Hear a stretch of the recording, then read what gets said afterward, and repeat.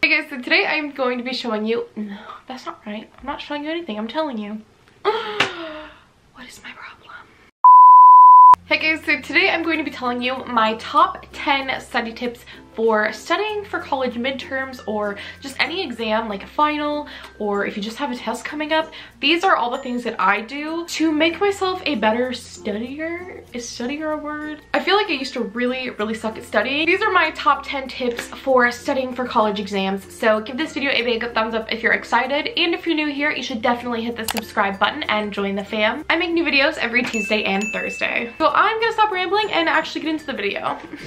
So my first tip is to always keep your syllabus close and handy and ready to read, because honestly, you guys, your syllabi for your classes will save your life. They always have all the reminders for your tests, assignments, they have your instructor's email and a TA email if you have one, and literally all the information you need for the class. And this is like the biggest thing when it comes to studying and just knowing what you're gonna do on a weekly basis. So make sure you're always referencing back to your syllabi so you know what to study, know when to study, and when your test is going to be. So my second tip is to plan your studying with your schoolwork each day. And if you guys haven't seen my plan with me video, I will link that down below. You definitely should go check it out. Literally, like, planning and keeping a planner and keeping everything organized, again, will just really save your life in the long run when it comes to exams. I literally write out everything step by step in each class in my planner. That way I know what I need to do, what day I need to do it, and when I'm gonna have a slot that is ready for me to study. Because even though you do have a test, you probably have a million other assignments and homework and all this stuff that you have to get done, and it sometimes seems like there's not enough hours in the day. But if you just plan it out and really, like, literally plan it down to like when you're gonna eat a snack if you need to, because it really helps. My third tip is to use STUDYBLUE or Quizlet. I kind of like STUDYBLUE a little bit better. This is not sponsored, I just really like that website. So STUDYBLUE is an amazing tool that can help you with flashcards, notes, study guides, all sorts of stuff. You literally can look it up by your class number at your college, which is why I kind of like it better than Quizlet. It's just a lot more specific, and I have really been using it a lot with my business law class because it's been kicking my butt. So my fourth tip is to create a more comfortable studying environment, whether that means cleaning your room, cleaning your desk area, you know, really getting comfortable, putting on a comfy outfit, light a candle, start your essential oil diffuser, do whatever you need to get comfortable and relaxed, because it'll really bring down, you know, your anxiety. And it really helps me to eliminate distractions when I know there's not like a million things happening in my room, like there's not a mess or like, you know, all that kind of stuff. I don't know, maybe that's just me. If like my room's a mess, I cannot focus and do things. So my fifth tip is to test yourself. Of course, you gotta test yourself. My number one thing for testing yourself is flashcards. There is an app on my phone that I love to use. It's called Flashcards by Chegg. You literally can make your own flashcards. It's incredible. It helps keep you accountable. It also helps so you can't like cheat and kind of like see the definition or the answer on like the other side of the note card. Did anyone ever do that when they were like testing people in school just to like seem smart? Is that just me? And if you're in a more mathematical class or anything like that, you can also do a lot of practice problems, which really help me. My school uses Alex, so you can just go back and do tons of practice problems. But sometimes I also will just go back in like a textbook, and they usually will just have practice problems in there for you, and you can just get them done.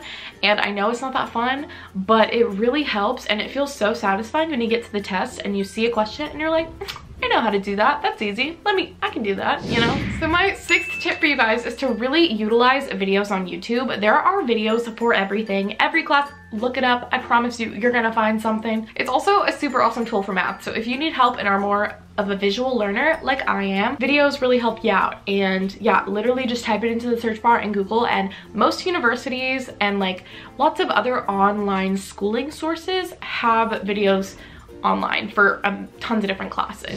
So my seventh tip for studying is to play meditation music while you're actually studying. It seriously does wonders. I have a super overactive mind, so I'll just be like thinking about a million things a minute, and it's really hard for me to focus, but having something really calming in the background helps, you know, my mind just zone in on what I'm doing, and it is a very relaxing, like nice way to study. So I will link down below a few of the meditation music like tracks that I like off of YouTube. So my 9th tip for studying is to voice memo your lectures. So if you're sitting in class, literally hit that voice memo and record everything that your professor is saying. That way, if you miss something or you need to catch up on your notes, because again, you like missed something, you can go back, rewrite your notes. And honestly, like sometimes I just listen or rewatch my lectures because I'm an online student, so we actually have video lectures, which are super cool.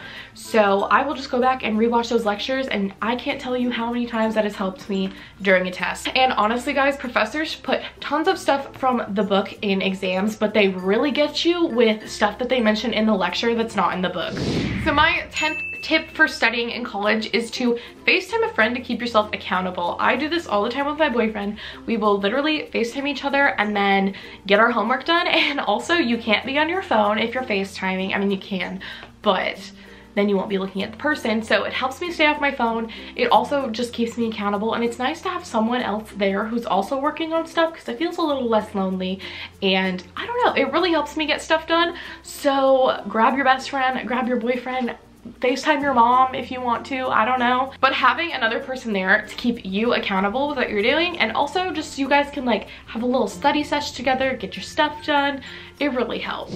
So that's it for today's video. I hope you guys enjoyed my 10 college study tips. Give it a big thumbs up if you did. Again, if you're new here, you should definitely hit that subscribe button and join the fam. I make new videos every Tuesday and Thursday, and make sure you guys turn on post notifications. Just click that little bell so you know every time that I upload. I'll link down below a few other of my recent college videos for you guys. I kind of have made this a series. I've done like school supplies hauls and homework routines and all sorts of stuff. I love you guys. I'm feeling really spazzy tonight. I hope this video turned out good. I'm gonna stop talking because I'm just so tired and ready to go to bed. But I hope you enjoyed this, and I will see you in my next video. Bye.